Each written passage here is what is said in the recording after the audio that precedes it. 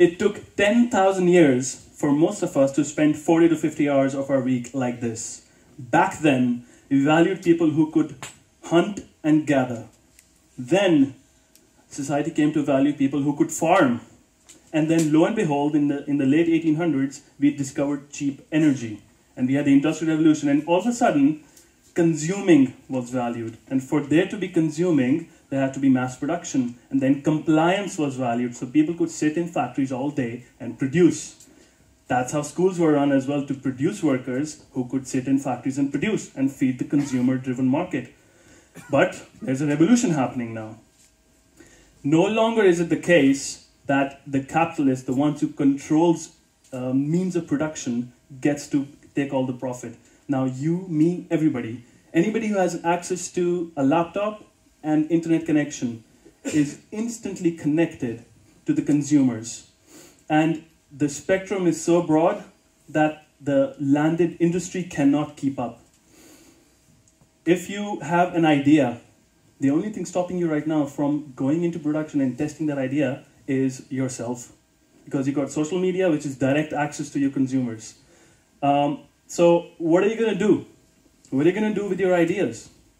Are you going to sit around and wait and live in the old industrial mindset and wait until somebody picks you for a job so that you can exploit your talents? Wait until somebody gives you permission in terms of an employment until you can actually believe in yourself to do something about it? Or are you going to choose to add value? Because what the market responds to is value. Money is a reflection of value. Money does not create value. You create value. And money reflects it. Like this gentleman is trying to do over here. So, the problem over here is we are conditioned to be afraid and we're conditioned to comply. There's a part of our brain called the lizard brain. Evolutionarily speaking, that's the part of the brain that developed first. And this is the part of the brain responsible for anger, fear, reproduction, all the animal functions. And this is the part of the brain that kicks in first when you're afraid. Fear is good for compliance. Fear is extremely bad for creativity. It sucks energy from the higher functions of the brain, and all of a sudden you don't have energy to think, and you are a good cog in the system that doesn't really care about you. So, what do you do when the reptile, the lizard brain says, oh, you're gonna die? You tell it, thank you for sharing, you're doing your function. And you be a kid, you be creative, you try things out. Aren't we all entrepreneurs when we're born? We're always going out trying out new things, see how the market responds. It's inbred for us to be creative. It takes effort to be uncreative and comply.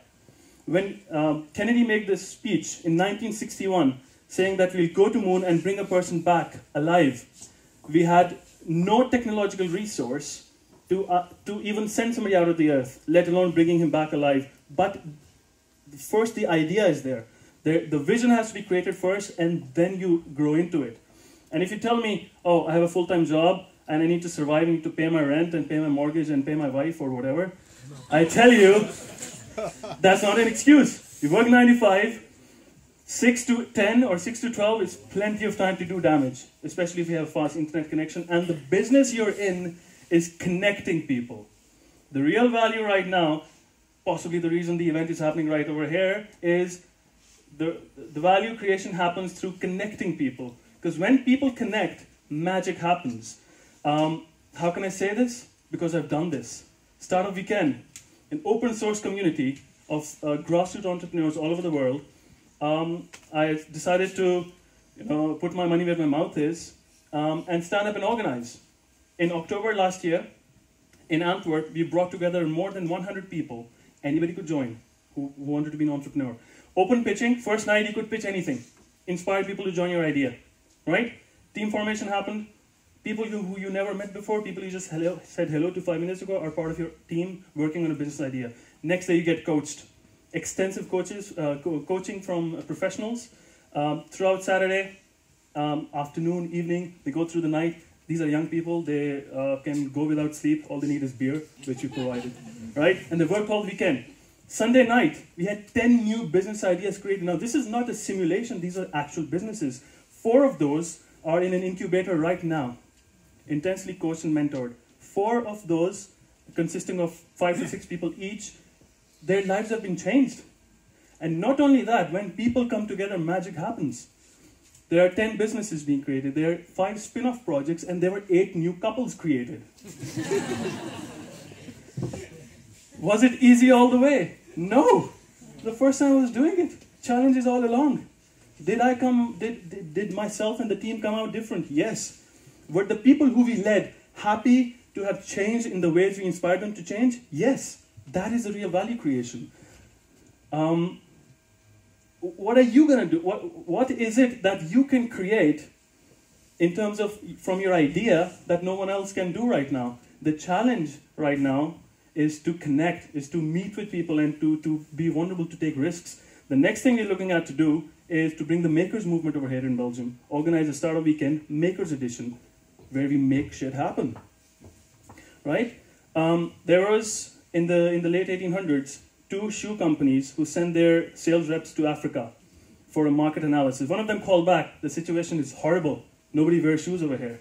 The other one called back, the situation is wonderful, nobody wears shoes over here yet. Choose the perspective that you're going to choose.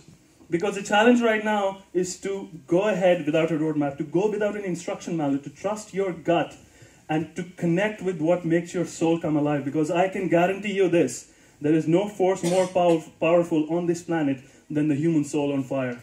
Thank you very much.